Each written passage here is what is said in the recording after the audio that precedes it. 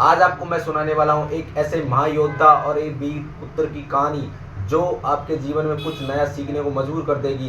एक ऐसा योद्धा जो अपनी छोटी सी उम्र में 30 से ज़्यादा युद्ध लड़ चुका था। जी हाँ, मैं बात कर रहा हूँ महाराणा प्रताप के एक ऐसे बेटे अमर सिंह की कहानी, जो महाराणा प्रताप के नाम से ही उसकी दबी हुई थी उसकी आवाज़। वो एक ऐसा योद्धा था जिसने छोटी सी उम्र में 30 से बड़े युद्धों को न कि जीता, न उनको पराजित करके सबसे ज़्यादा युद्ध जीतने वाला एक छोटी सी उम्र में एक योद्धा बना। उसको बचपन से ही उसे मेवाड़ के पहाड़ों और जंगलों में रहा करता था और उसने अपनी छोटी सी उम्र में ऐसे युद्ध लड़े।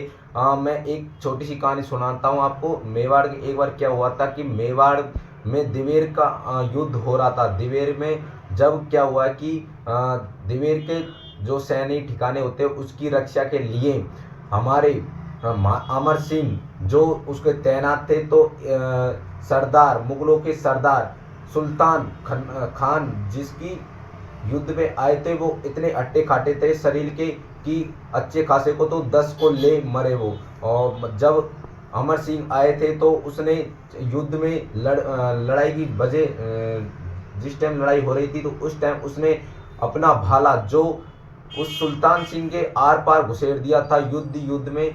जब उसे अंतिम सांस ली, जब सुल्तान सिंह मरने ही वाला था, तब महाराणा प्रताप उसके पास आया और महाराणा प्रताप ने पूछा कि तेरी अंतिम इच्छा क्या है। जब सुल्तान सिंह ने बोला कि भाई मेरी अंतिम इच्छा ये है कि मुझे कौन सा वो ऐसा योद्धा है जिसे मुझसे एक बार मुझे मिला दो, जिसने मेरे ऐसे डाकू सिर के आदमी के भाला घुसा के मुझे एक ही पल में ऐसा मूर्छित कर दिया। ऐसी किसी की औकात नहीं, मैं मरते मरते भी 10 जनों को लेके मर जाऊं। ऐसा कौन सा वो योद्धा है, ऐसा कौन सा वीर है जिससे मेरे की एक बार मेरी मुलाकात करा दे। ऐसा महाराणा प्रताप से सुल्तान सिंह ने बोला।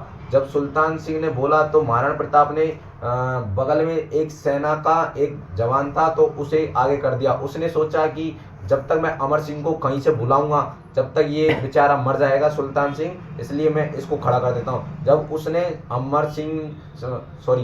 जब महाराणा प्रताप ने एक सेना के जवान को खड़ा किया तो सुल्तान सिंह ने हंसते हुए मुस्कुराते हुए जवाब दिया कि ये तो मैं इसको तो मैं मरते मरते इस जैसे को तो मैं 10 को ले मरूं, ये नहीं हो सकता। उसकी आंखों में अलग ही तेज थी, वो एक ऐसा बलशाली था।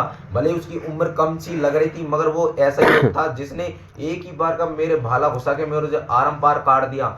यानी वो ऐसा बंदा तो नहीं हो सकता। जब महाराणा प्रताप ने ऐसा सोचा तो उसने सोचा कि भाई मिलाई दूध चाहे ये बोल रहा है तो उसने अमर सिंह को बुलाने के लिए सैनिक को भेजा और तुरंत फटाक से अमर सिंह को बुलाया और अमर सिंह को बुलाने के बाद उसे मिलाया तो उससे देखा जब उससे ये बोला कि तुझे सलाम है। अमर सिंह ने बोला, सुल्तान सिंह ने बोला अमर सिंह से, तुझे सलाम है, तो तेरे पिता ने जो ऐसे योद्धा को तुझे जन्म दिया है, जो तेने मुझ जैसे डांकी को एक ही भाला घुसा के मुझे मार दिया। मुझे मारने की ऐसी किसी की औकात नहीं थी मगर तूने मेरे को एक बार के मार दिया।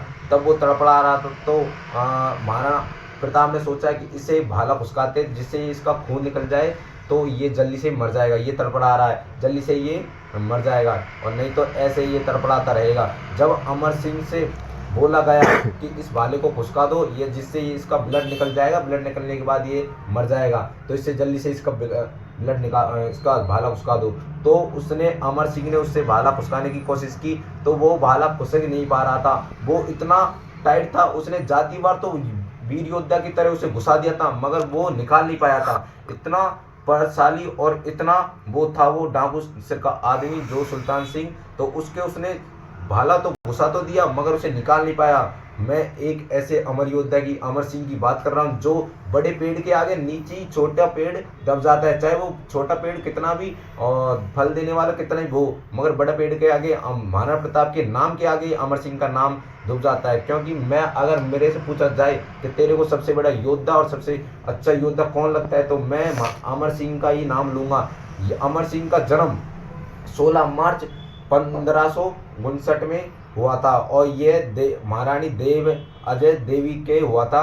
तो ये इसने मेवाड़ में बहुत युद्ध लड़े और जहांगीर से इसने 1615 में इसने संधि कर ली थी और जब इसके 20 साल के बाद कुछ वर्षों के बाद 1620 में इसने अपनी अंतिम सांस ली और मेवाड़ की रणभूमि में इसने अपना नाम ऐसा कायम किया कि जो इसने जो आज तक कोई नहीं कर पाया। इसने संधि का करने का कारण था कि लगातार युद्ध लड़ने के कारण मेवाड़ की आर्थिक स्थिति को कमजोरी हुई और मेवाड़ की आर्थिक स्थिति एकदम डाउन हो चुकी थी, जिससे मेवाड़ में ऐसी दशा हो चुकी थी। इसी दशा को देखते हुए इसने कुछ शर्तों पे जहांगीर से संधि कर ली थी, जिससे ये न तो इसका संधि करने का मकसद ये नहीं था कि ये डर गया ये फिर ये कुछ हो गया। इसका संधि करने का मकसद था कि इसकी आर्थिक स्थिति डाउन हो चुकी थी मेवाड़ की, तो इसलिए इसने इसकी स्थिति को देखते हुए कुछ शर्तों पर